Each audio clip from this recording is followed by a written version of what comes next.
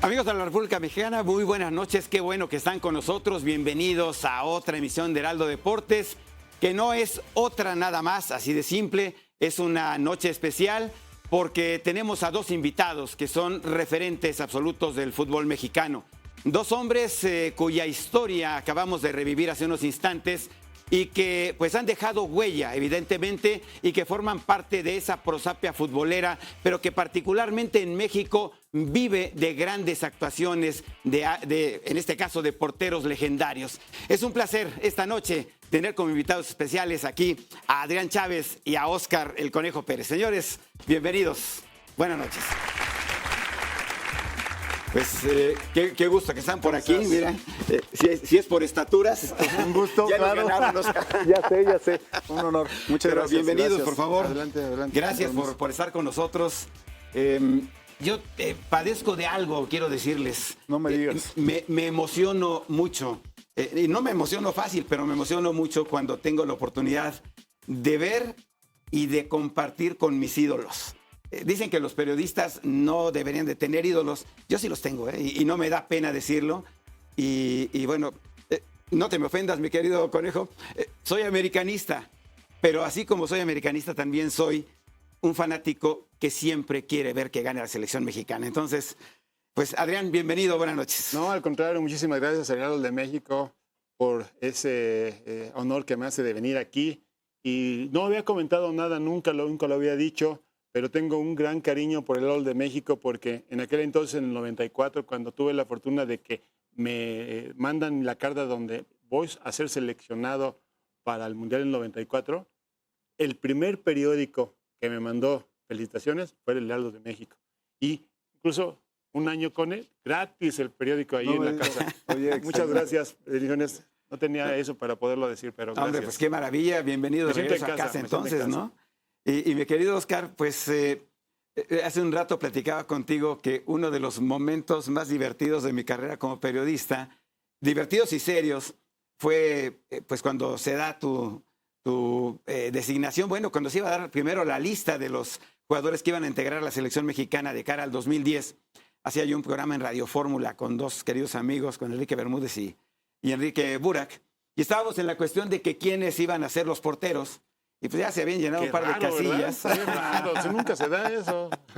y cuando quedaba todavía un espacio, y sabiendo que eras un gran veterano, le digo yo a los Enríquez, compañeros, es que el tercero, que no va a ser el tercero, pero que va a ser el primero, es el Conejo Pérez. Los dos se rieron de mí y dije, bueno, al tiempo, ¿no? Y unas semanas después, el Conejo Pérez, titular para Sudáfrica, Óscar. Así es, Héctor, muchas gracias. Gracias por la invitación a toda la gente del Heraldo, a toda la gente que nos está viendo. Un abrazo, un saludo y un honor estar acá y gracias por tus palabras y sin duda bonitas experiencias.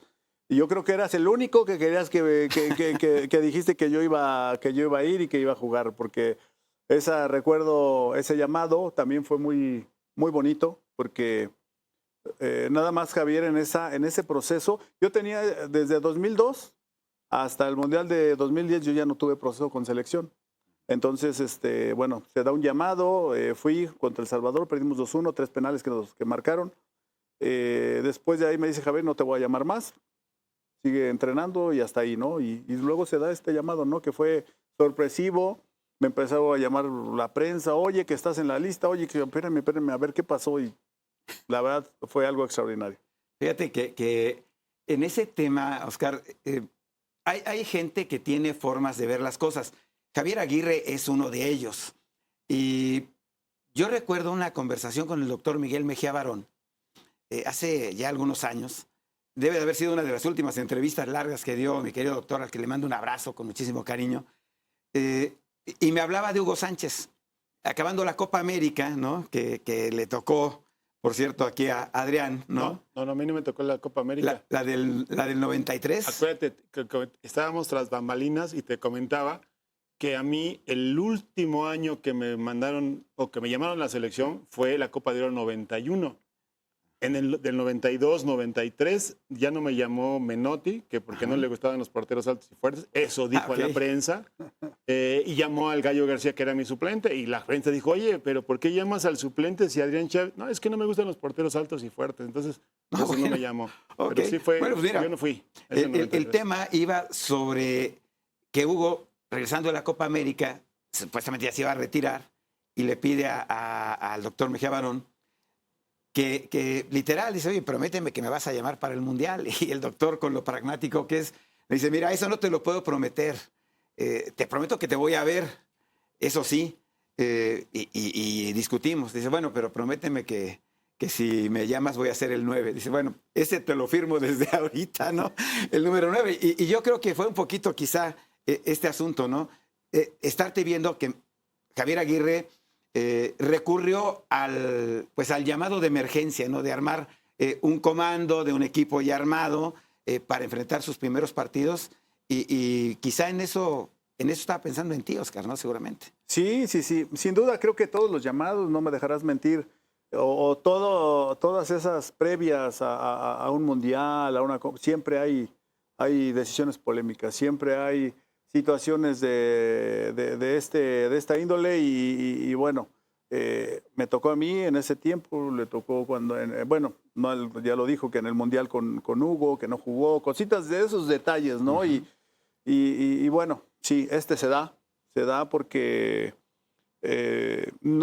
quizás no traían una regularidad los chavos, en este caso Memo, le estaba costando trabajo el poderse consolidar, ¿no? Creo yo, en ese momento, y Javier siempre ha sido muy peculiar en ese sentido, siempre está viendo actitudes, acciones que van tomando el jugador, dependiendo de la circunstancia que está viviendo, y eso le va dando esa ruta para poder tomar en cuenta al que está en turno, ¿no? Entonces, creo que fue así, y bueno, él ya me conocía, creo que yo también llevaba un poco de ventaja, porque yo sé que quiere Javier, sé que cómo quiere que se comporte uno dentro de su equipo, ¿no? Claro, y qué vas a aportarle al equipo, ¿no? Entonces, bueno, pues se dio esa oportunidad y bueno, disfruté mucho ese proceso.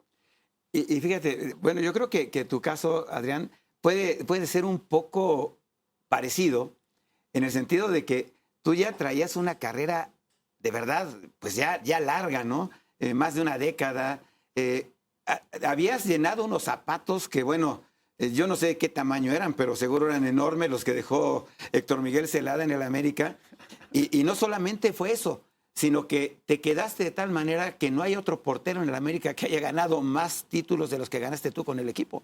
Sí, déjame decir que estamos platicando ahorita con Connie aquí también, tras bambalinas, que a mí me da mucho risa porque, como siempre, hay polémicas y yo respeto a la gente que habla porque de repente dicen, pues no, es que el mejor fue tal, por cual, yo respeto lo que sea, pero para mí fue el haber llegado, primero a la América, llegar sin que yo quería, porque me forzaron a llegar a la América porque no sabía que estaba Héctor Miguel Celada, que había tenido en la banca durante 8 años, 10 años al finado Hugo Salazar.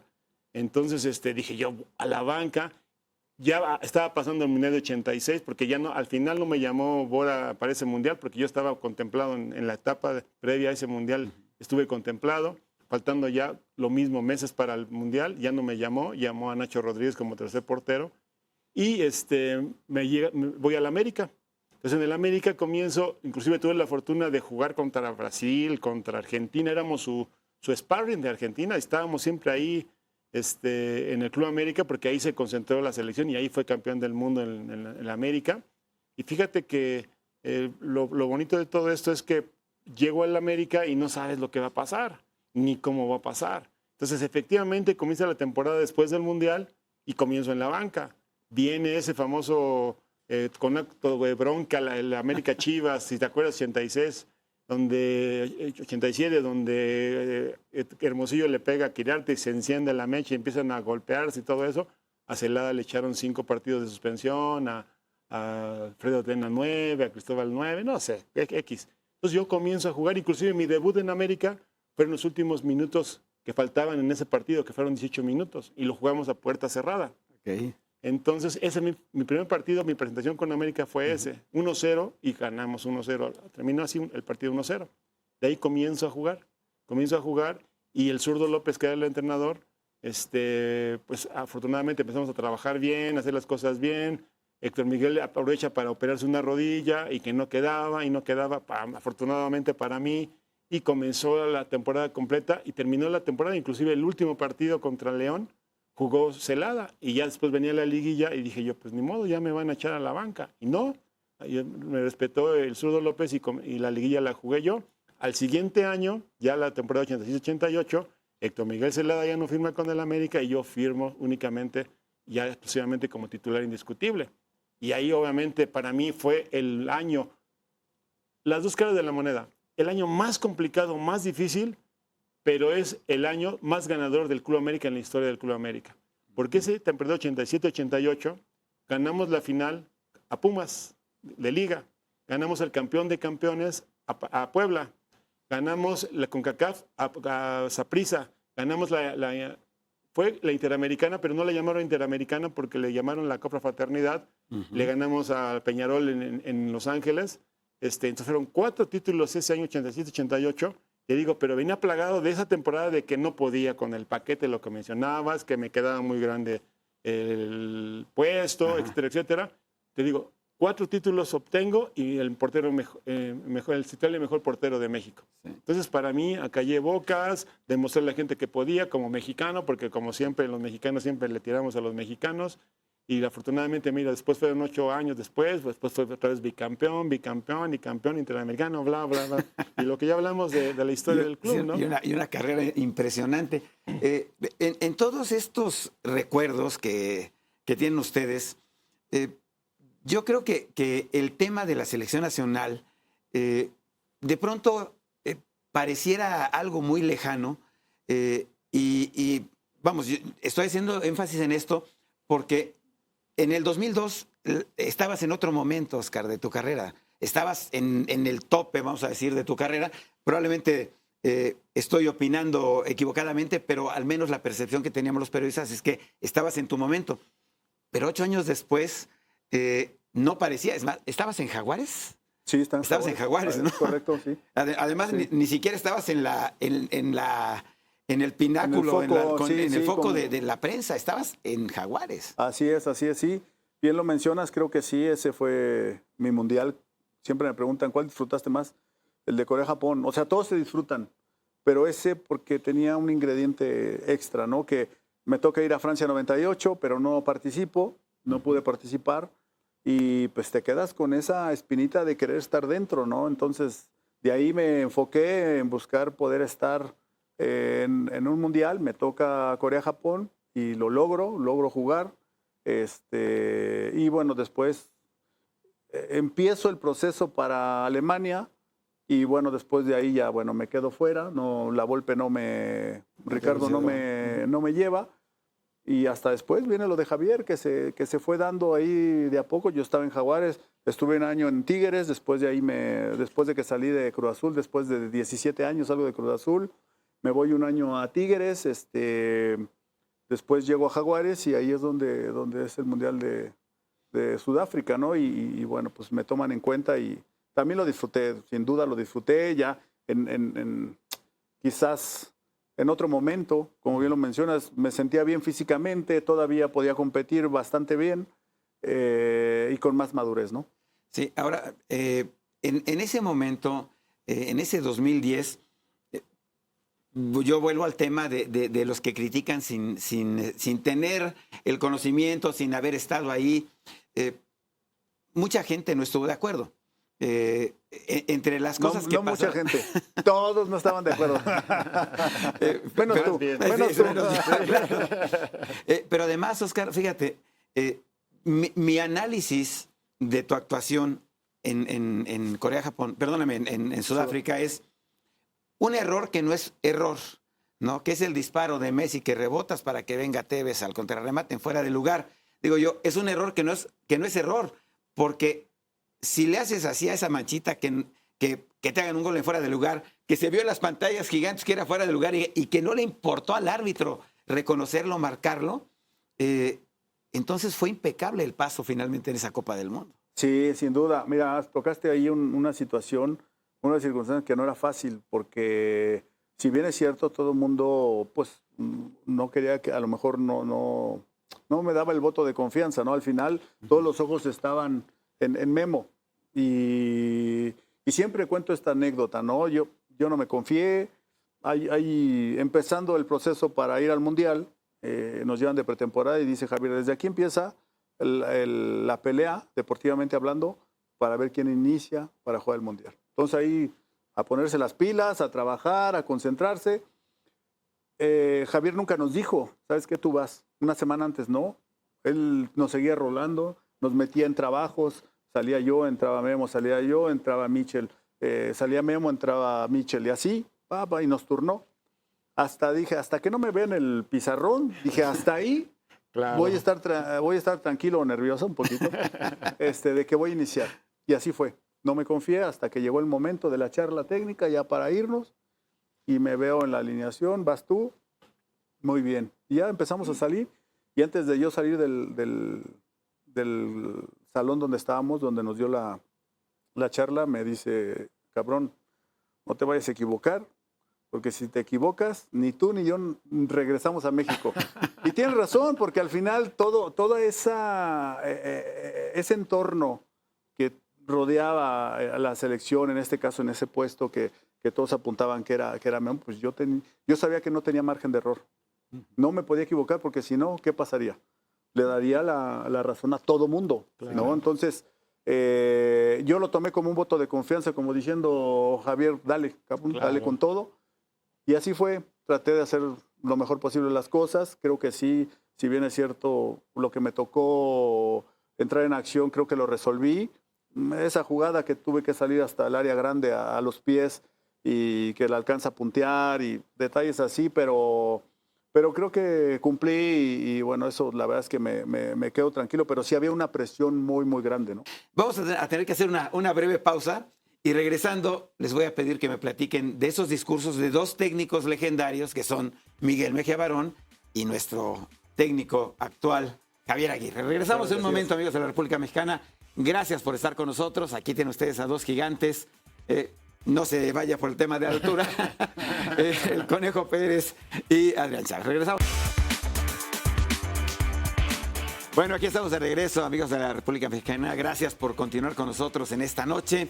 Estamos, la verdad, escuchando pues dos voces que nos están trayendo a la luz cosas que probablemente quedaron en el recuerdo, pero que es necesario que se sepa, ¿no? De dónde viene la tradición del fútbol mexicano y por qué también vivimos tan enganchados al tema de la selección nacional y ustedes que lo vivieron de primera mano. Les decía yo hace unos momentos antes de la pausa, Menotti, ¿no? Decía, y el jugador realmente se entrega cuando sigue las indicaciones del técnico y funciona. En ese momento no es ni con microciclos, ni con horas de concentración, ni con nada. Pero Javier Aguirre, por ejemplo, Oscar, su discurso ¿hacia dónde va? ¿Va hacia el carácter, va hacia la motivación? ¿Hacia dónde va el discurso de Javier Aguirre? Es correcto, eso. Que seas ejemplar. Que seas ejemplar dentro y fuera de la cancha. ¿No? Siempre respetuoso, siempre dedicado, siempre disciplinado, honesto. Y en la cancha es lo que te pide, ¿no? Te pide que no te guardes nada, te pide que seas intenso, que tengas una actitud al 100%. Y bueno, esa ayuda hacia el grupo y buscar todos lo mismo siempre va ahí, ¿no? Y la verdad es que Javier es un gran líder, un gran motivador, y te convence. Dijiste algo bien importante. Yo creo que todo técnico, todo su éxito radica en convencer al jugador, convencerlo de que es el mejor, sacarle el mejor provecho en cuanto a sus características técnicas, que vayan siempre dirigidas hacia el equipo, hacia el funcionamiento. Y ese es el éxito, ¿no? Que es el técnico que te convence, te juegas la vida por él. Y Javier lo tiene. Javier lo tiene y te convence. Claro. Y en tu caso, Adrián, a ustedes les tocó vivir un capítulo que yo creo que es muy fuerte cuando expulsan a Miguel Herrera en el segundo partido. Era el debut de la selección nacional en el cuadrangular final, ¿no? Ya habían ido a El Salvador cuando le rompieron el arco cigomático a Paco Uribe, ¿no? Los salvadoreños. Así es. Pero vienen, hace una entrada fuerte Miguel, lo expulsan y literalmente estaba afuera. Pero ustedes se juntaron y tuvieron que enfrentar a un tipo de la personalidad de Miguel Mejía Barón hasta tratar de aflojarlo tantito. O sea, ¿cómo se puede convencer no solamente con actuaciones, sino con un discurso de somos un equipo? Mira, yo creo que, vuelvo a lo mismo, el éxito de Miguel es saber escuchar. Escuchaba. O sea, no era de los técnicos que lo que yo digo se hace y nada más. Él sabía escuchar, se reunía el equipo y cada uno hablaba y él escuchaba al jugador. Pero lo más importante de todo esto es él que sabía en qué momento podía decidir o no. Y creo que eso es muy importante de ese éxito de ese equipo. Porque hay anécdotas que te cuento, que ahorita te voy a contar una. Javier era uno de los auxiliares, el Tuca Ferretti era otro de los auxiliares de él. Entonces, se rodeó también de gente que sabía qué es lo que quería él. Y gente como Tuca, como Javier, que como dice Cone, él era casi todavía jugador, si te acuerdas, Javier, Sí, claro. tenía poquito que se había retirado, entonces andaba con nosotros. Y perdona que te interrumpa, y se retiró porque le habló Mejía Barón, me lo contó el doctor. No, fíjate, no dice, sabía Javier, eso, fíjate. Me acaban de dar la selección, necesito que vengas conmigo. Fíjate. Y le dice Javier, dice, Miguel, es que yo estoy más para tirar patadas que para jugar la selección. Claro. Y perdón por la expresión, dice, no, güey, si no te quiero para que juegues, te quiero para que vengas con mi cuerpo técnico, Claro. ¿no? O sea, literalmente por eso se Fíjate, retiró Javier Entonces, Aguirre, ¿no? hablando de eso que me estás mencionando, para que veas qué tan importante es un jugador de repente fuera de la cancha. Entonces, creo yo, en ese momento Javier fungía como el enlace con el técnico. Y pues, si fuimos compañeros contrarios con Javier, nos hablábamos al tú por tú. ¿Sí me explico? Entonces, es parte fundamental en un grupo donde tú hablas a tú, por ejemplo, en este caso Rafa Márquez, que está ahorita en la selección. Con los jugadores habla del tú por tú porque estuvo con muchos de ellos en la selección, ¿me explico? Entonces, también esa parte hay que ver que es bien importante porque el manejo de un grupo de gente que viene de estrellas, gente que viene de fuera, es muy complicado, no es tan fácil. Entonces, todo eso lo necesitas y lo requieres para que el grupo esté bien cerrado y que todos trabajen hacia el mismo lado. Entonces, ahí creo yo que Miguel, en lo personal, fue muy inteligente y trajo a Javier para eso. Y yo creo que tenemos a Ariel, que siempre me quedaba yo entrenando horas extras con él, que también le mando un abrazo a Ariel González, porque realmente armó un buen team de trabajo Miguel. Entonces, Sí, también claro. eso tiene que ver que tengas fuera y que de repente escuches lo que te dice tu técnico, el auxiliar, técnico, el preparador claro. físico. Vamos hasta los utileros, porque también son fundamentales, porque a veces de repente el jugador, te hablo como jugador, no le tienes la confianza de decirle y a lo mejor al utilero le dices, oye, es que es eso, y también tiene que ver esa parte, ¿no, Cone? Porque es Así bien es. importante. Es un todo y Así todos es. están en la misma bolsa y todos tenemos que ir o tienen que ir hacia un Objetivo, sentido, ¿no? Entonces, también mandar saludar a Miguel, a Memito Vázquez, a Memo todo Vázquez. ese Memito, equipo, sí. porque Sí, a mí, sí. yo empiezo a aparecer en selección porque me llevan sub-23, la traía Memo Vázquez. Memo Vázquez, sí, papá. Miguel estaba con el primer equipo y empiezo a aparecer, me convocan, me llevan a una Copa América de Uruguay. Y ya le en andabas Uruguay. zumbando la chamba a lo que voy a hacer Campos, Estaba rematando a gol, Jorge, ¿no? estaba Rematando. Nicolás, esa copa fue Nicolás Navarro y yo.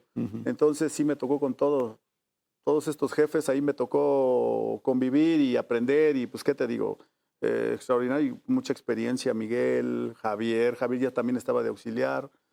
Ahí es donde ya me empezaba a apretar, ya me empezaba, cabrón, órale, métele y esto, y no aflojes, y ve para adelante. No, bien, muy bien. La verdad es que gran equipo de trabajo, Ariel González también, fue con los que en selección empezamos, ¿no? Bueno, estábamos hablando de polémicas y un tema, estamos a unas semanas de la Copa del Mundo, ¿no? Es inevitable hablar de la selección y hablábamos también al principio del programa, en tu caso, bueno, y es más, para los que no lo sabíamos también, el propio Adrián, son gente de una carrera larguísima. ¿no? Siguieron jugando a buen nivel hasta ya estar pegando a los 40, en tu caso arriba de los 40. Poquito. Y, Un poquito más, 6 años más. 6 años más. y ahora traemos el tema de Guillermo Ochoa. Es recurrente en todas las mesas donde te sientas, ustedes más que nosotros incluso, y sí jugará, y sí estará Memo. Cubrió los requisitos que le pidieron: mantenerse activo, jugar, tener minutos, no estar lesionado, y ahí está Guillermo Ochoa. La pregunta es, ¿está Guillermo Ochoa para pelear por la titularidad de la selección nacional? Esto que les pido es... Espérame, yo te voy a contestar antes de que lo digas, porque estamos hablando de un portero de 46 años que se retiró. Exacto. Para los 46. Y se retiró a los 46 porque quiso. Porque yo creo que, no sé, nunca le he preguntado, pero yo le dije a Memo Ochoa hace más de un año, le dije, Memo, mientras tú no te canses de aquí, tú puedes jugar hasta el siguiente mundial si quisieras. O a los 46, Memo tiene 41, cumple este año. Entonces, yo te lo digo por experiencia. Yo a los 38 años que me retiré porque de aquí me cansaron. Pero si tú ves el análisis de Pumas donde yo estaba en ese momento, yo era el quinto jugador, escucha lo que te digo, físicamente mejor que cualquiera de los chavitos de 18 o 20 años, de 38 años. O sea, ¿por qué le dicen que Cristiano Ronaldo con 40 años es un chavo de 20 años?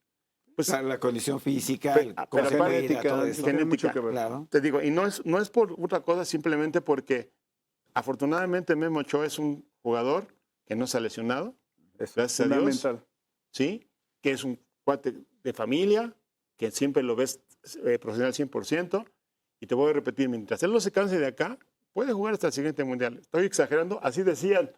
Tú fuiste uno de los que vio que decían que él no jugaba. No sé, pero yo como técnico, hablo, Adrián Chávez como técnico, tú primero fincas tu equipo, lo mejor tiene que ser el portero. Okay. Lo mejor tiene que ser ahí. Y después de ahí ya empiezas a ver variantes que quieres hacer, cómo quieres jugar, si el famoso 4-4-2, 4 bla, bla, bla, bla, bla. Sí, Pero el portero... pero además ser hay un mejor. tema ahí, el liderazgo. O sea, Todo el influye. caso de Memo, no sé si están de acuerdo, es de los que mandan sin gritar. Sí, obvio, la jerarquía que tiene, todo ese bagaje que ha tenido durante toda su vida deportiva, lo que ha logrado, o sea, 5 mundiales, se dicen fácil.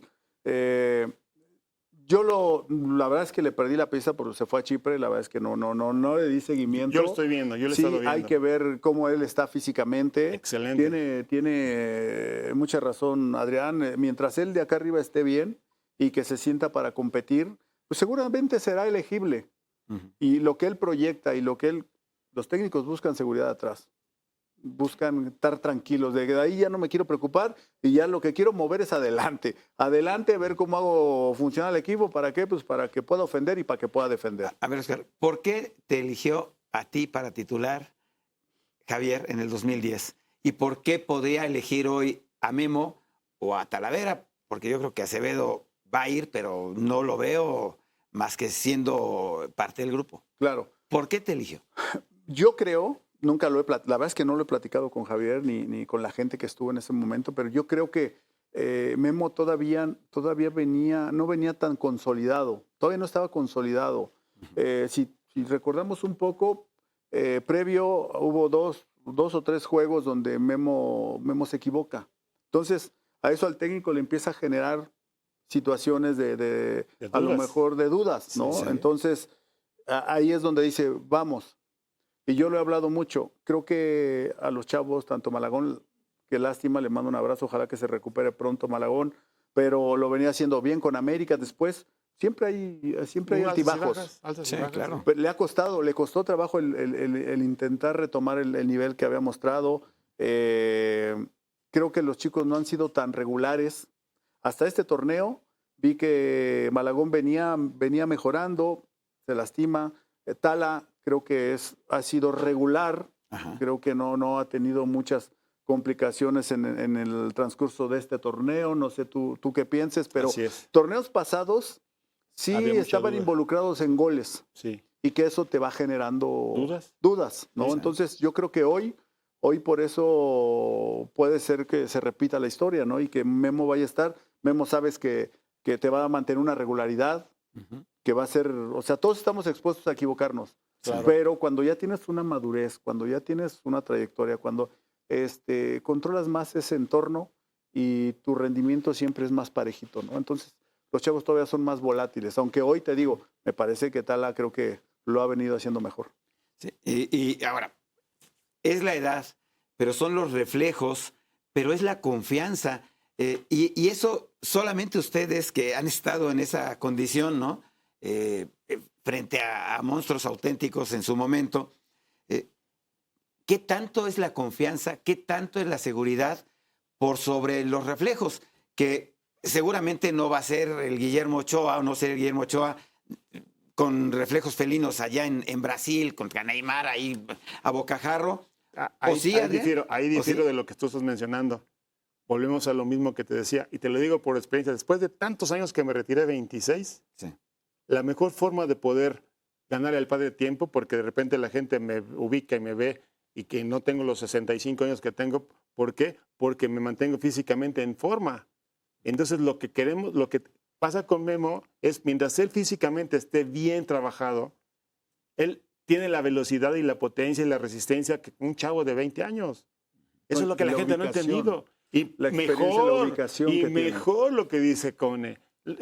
Te ubicas mejor, haces las cosas mejor, sabes cómo moverte mejor, lo que no hace un portero novato. Cuando éramos novatos, yo te hablo por mí, Sí. quería volar a todos lados porque sabía que tenía la potencia y llegaba a todas las pelotas. Pero conforme fui aprendiendo, ya no era necesario volar tanto, solamente cuando se requería.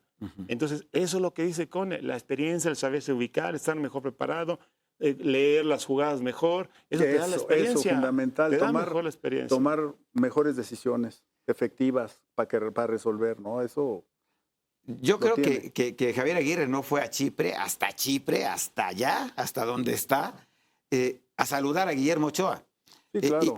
Y vamos, creo que en ese sentido, por ejemplo, estuvo la conversación donde estabas tú, donde estaba Michel, y luego le tocó la del 2014, donde estaba Corona, y bueno, Chuy tuvo que aceptar la decisión. ¿Qué es lo que creen ustedes que fue a platicar Javier Aguirre con Guillermo Ochoa hasta Chipre? O sea, no vuelas 17,000 kilómetros para ir a saludarlo y echarse un cafecito, ¿no? ¿De qué platica un técnico cuando va a hacer un viaje de esas dimensiones, de esa distancia, a nada de la Copa del Mundo? Yo creo que sí, un poco para ver cómo está él, cómo está en familia, cómo se siente, cómo ve todo el tema, lo que puede pasar, ¿no? Yo creo que va por ahí. Me imagino que Javier sí le dio o su gente de Javier, su scouting o su equipo de trabajo, sí le dio un seguimiento importante para ver su desarrollo, ¿no? Allá en Chipre, ¿no? Entonces, seguramente lo deportivo, lo futbolístico lo tiene. Yo quiero pensar que va más a la persona, a ver cómo está, cómo siente, no sé. Yo creo que va por ahí. Y quiero comentarte algo que no sé si tú escuchaste, Cone. El dueño del equipo donde está jugando Memo se refirió a Memo como el causante de que su equipo estuviera mejor colocado y que haya sacado en las finales ahorita al equipo líder que iba de Chipre, gracias a Memo Ochoa. Le da grandes méritos. A ver, Adrián, y esta pregunta, mira, como dices, ya trascendiste a director técnico. Yo un día con Javier en Zaragoza, en su casa, estuve así 1 hora platicando con él, viéndolo a los ojos. Estábamos hablando del tema espinoso, aquel del partido que decían que se había arreglado, etcétera, ¿no? Y salí diciendo, de ahí de su casa, una de dos, o es una gran víctima o es un gran mentiroso, porque me aguantó a los ojos todo sin dudar ni tantito. Y afortunadamente fue lo que yo creía, que era una gran víctima de una calumnia terrible. ¿Crees tú, Adrián, que viéndole a los ojos, en este caso en particular, porque estamos hablando de porteros, al Tala, de haber visto a Malagón, de haber ido a ver a Ochoa y tenerlo así enfocado y centrado, como es Javier de directo, de ahí obtuvo su respuesta, de ahí habrá sacado la respuesta de sí tiene lo que necesito, sí está en mi lista y chance tenga alguna posibilidad de estar como titular? ¿Crees Mira, que sea? Yo creo que ella también lo dijo Con, hay muchos factores que tienen que influir para que tú estés en una selección. Tienes que ser uno de los mejores. Y vuelvo a lo mismo, polémica siempre va a haber. Te puedo asegurar que de la lista definitiva, porque no estuvo tal, porque es que no tiene los focos, que este jugador es mejor que este y no sé por qué está, y siempre ha habido polémicas. Pero te puedo asegurar que Javier sí fue, le dijo directamente, porque inclusive fue a nivel nacional, que dijo, en este momento Memo no está jugando, si no juega Memo, no es elegible. Así lo dijo. Sí, antes Javier, de ir a antes Chipre. de ir a Chipre. Cuando se fue a Chipre, es más, a mí también me preguntaron. A mí me preguntan, le digo, en este momento, si tú me dices que fuera el Mundial, el titular era Malagón. Y después de ahí viene Acevedo, y después ya viene tal Rangel, etcétera, etcétera. Pero en este momento, no es elegible para mí Memo Ochoa. Ahora, después de más de 6 meses, lo que me está diciendo, yo sí he seguido en Chipre. Sí, 1.500 minutos jugando, titular indiscutible, capitán del equipo. Del equipo, exactamente. Lo he estado viendo porque a un canal de televisión ha estado pasando los partidos, yo se lo he seguido, y tú ves al chavo de 20 años, a Memo Ochoa, ¿eh? Ves con la velocidad y la potencia de llegar a las pelotas que se necesita y se requiere. Aunado a que, vuelvo a repetir, está de repente en una posición mejor ubicado para poder no estar lanzándose tanto y estar agarrando la pelota más fácilmente. Entonces, yo sí he visto eso. Entonces, yo creo que Javier, obviamente, hizo lo mismo, habló con él, como dice Cone, no tanto porque la parte física después él ya lo conoce perfectamente toda la vida. 100%, ya le dieron 100%, claro. Y le dio el seguimiento para que vieran cómo iba, y te puedo asegurar que dijo, es elegible. Así, fácil. Ahora, en este tema de la elección del portero, ¿cuáles van a ser los criterios más importantes para decidir? Yo no sé si sería demasiado indiscreto decirte o preguntarte, por ejemplo, en tu caso, Oscar, el día que te dijo, vas, ¿no? Que ya nos dijiste cómo te lo dijo, si te dio alguna explicación adicional, o sea, o se la dio a los que no tuvieron finalmente la titularidad, o si había riesgos, si te dijo, si la riegas, ahí está el otro, ¿eh? No sé si así se pueda comportar Javier Aguirre en un momento dado. Sí lo hace. Es muy directo. Sí, bajo mi experiencia, no lo hizo acá. Eso sí, así tal cual como te dije, el inicio de pretemporada hacia el Mundial. Desde aquí empieza la carrera para ver quién es titular. Los voy a estar turnando, van a tener su oportunidad cada quien.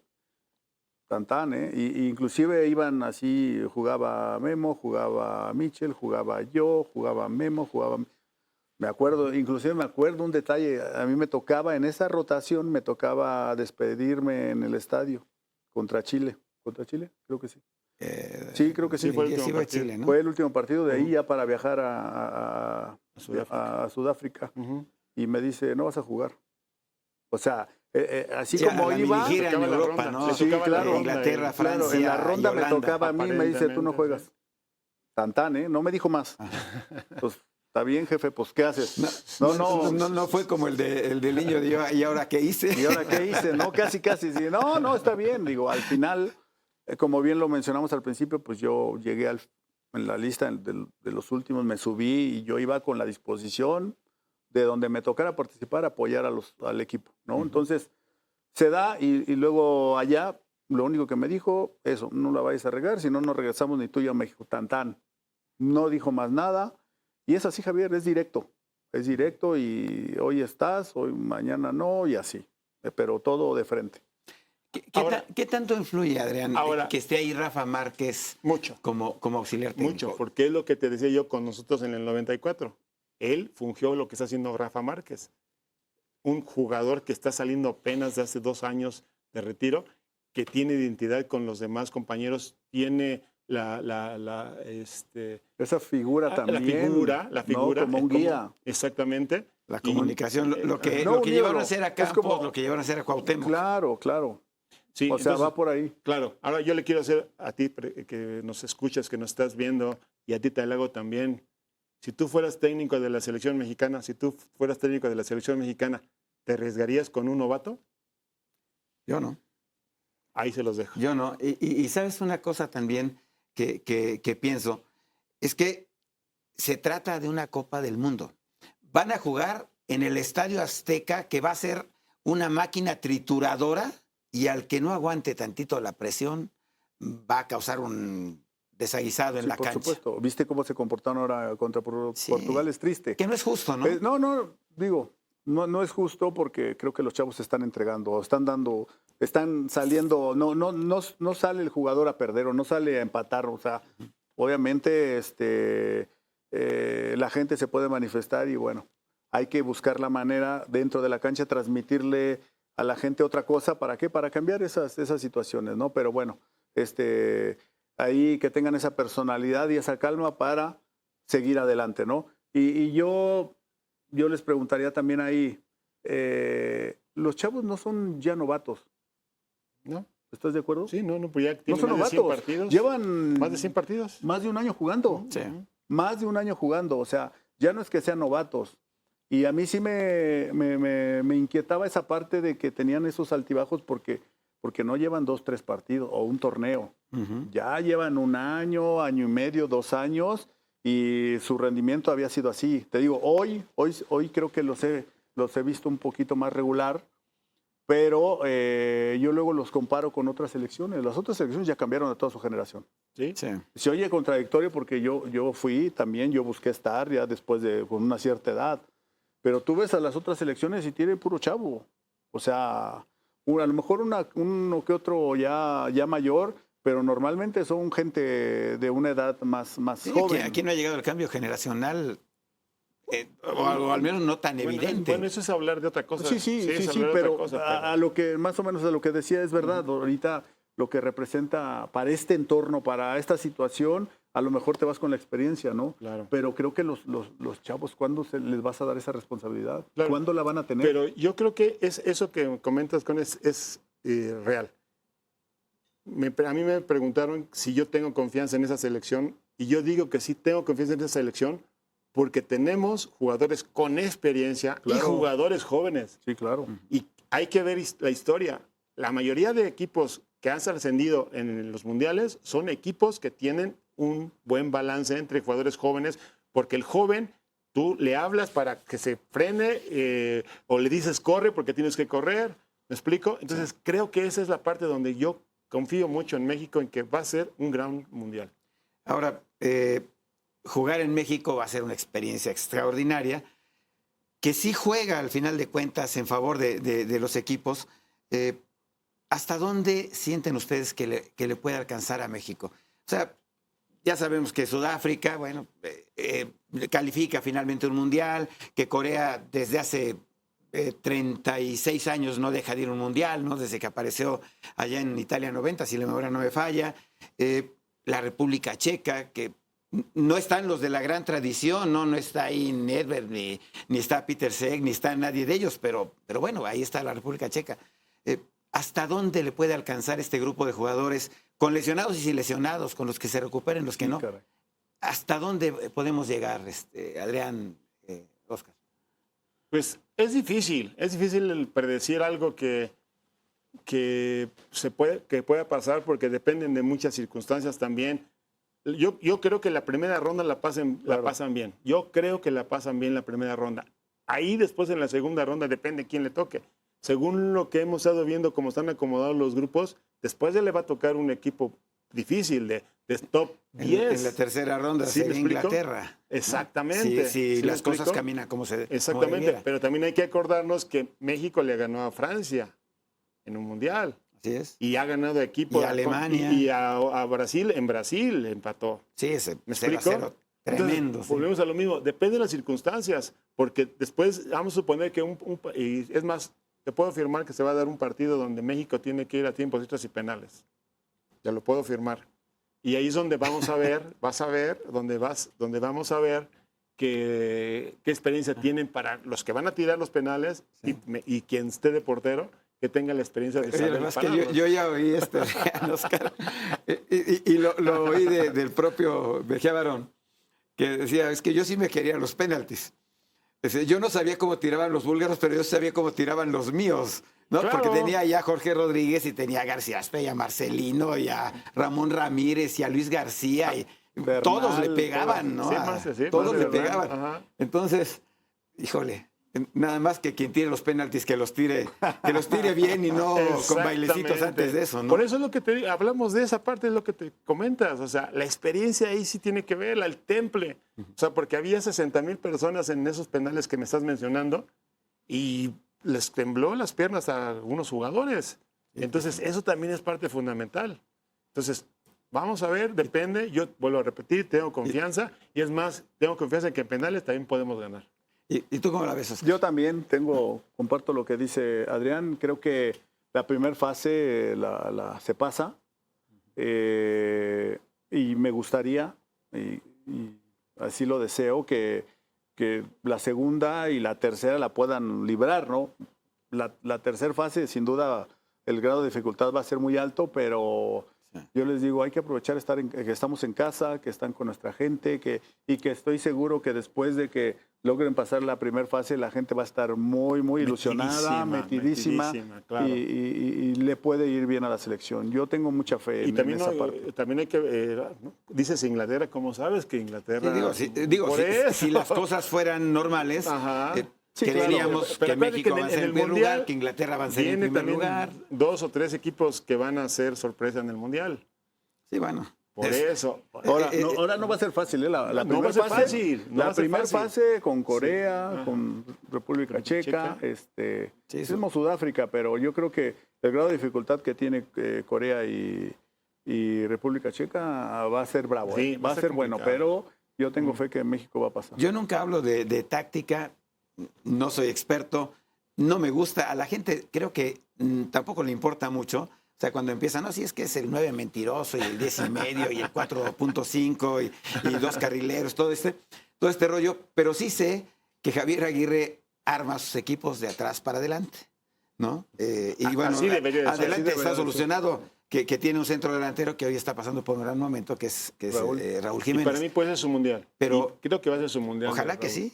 Vas a ver. Pero la pregunta es, ¿el factor portero de la selección nacional, creen ustedes que sea decisivo en algún momento en este mundial, que pueda tener tanto peso, más incluso que otras líneas del equipo? Es que en todo equipo, Justo se iba a decir. en todo equipo, lo más importante es el portero. Si se equivoca el portero ya valió. Olvídate. O sea, no hay otra. O sea, es trascendentalísimo.